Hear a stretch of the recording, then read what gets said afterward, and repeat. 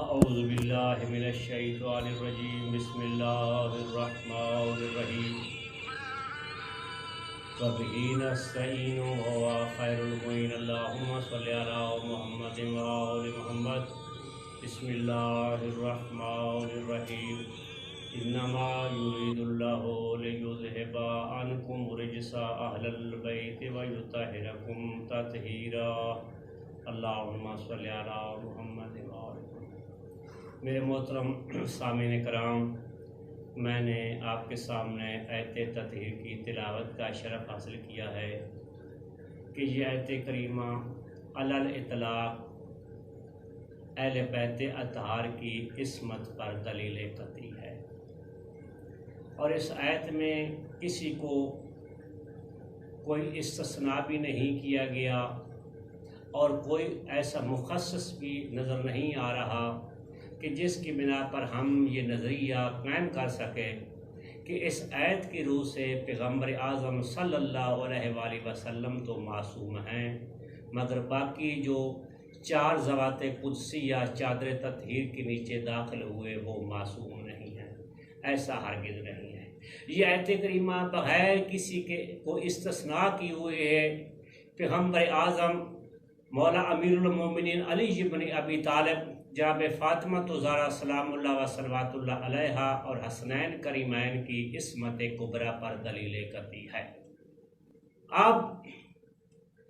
اس میں لفظ ارادہ استعمال ہوا ہے، اس ارادے سے مراد ارادہ تکوینی حتمی ارادہ ہے جس پہ انما کلمہ حصر دلالت کر رہا ہے، اور یہ ارادہ فقط اللہ تعالیٰ کا انہی ذوات قدسیہ کے ساتھ خاص ہے، اور اس ارادے میں اہل بیت کے علاوہ کوئی بھی اہل بیت کے ساتھ شریک نہیں ہے۔ اب یہ کہنا کہ جب بی بی نے حق مانگا تو بی بی خطا پر تھی، خطا وہاں سرزد ہوتی ہے کہ جہاں کسی واقعے کے خلاف قدم اٹھایا جائے، کسی واقعے کی حقیقت سے پردہ اٹھانے کے لیے اور اس واقعے کی اصلیت کو ظاہر کرنے کے لیے قدم اٹھانا خطا نہیں ہوتا بلکہ حق ہوتا ہے۔ اب خطا کے ساتھ لفظ اجتہادی کا بھی اضافہ کر دیا گیا ہے، جس کو خطا اجتہادی کہا جاتا ہے۔ بعض منصف مزاج اہل سنت بھائیوں نے اپنے پروگراموں میں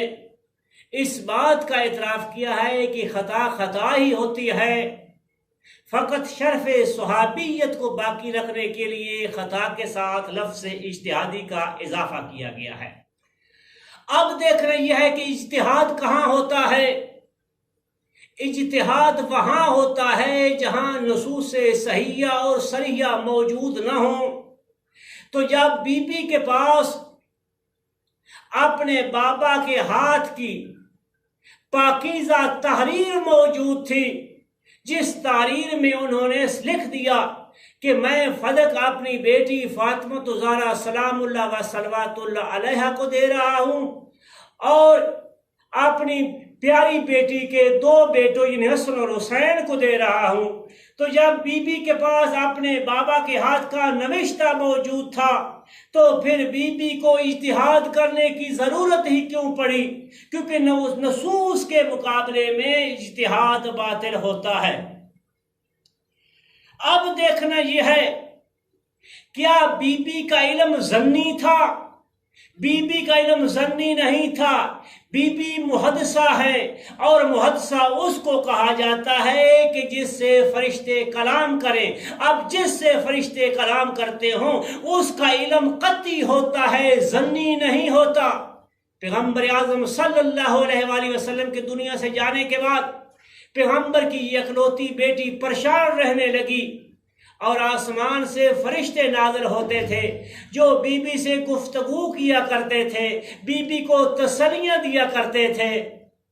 تاکہ بی بی کا غم کم ہو سکے۔ جو فرشتوں اور جناب صدیقۃ الکبریٰ معصوم بی بی کے درمیان گفتگو ہوا کرتی تھی، اس گفتگو کو مولا امیر المومنین نے جمع کیا اور اس کا نام رکھا مصحف فاطمہ۔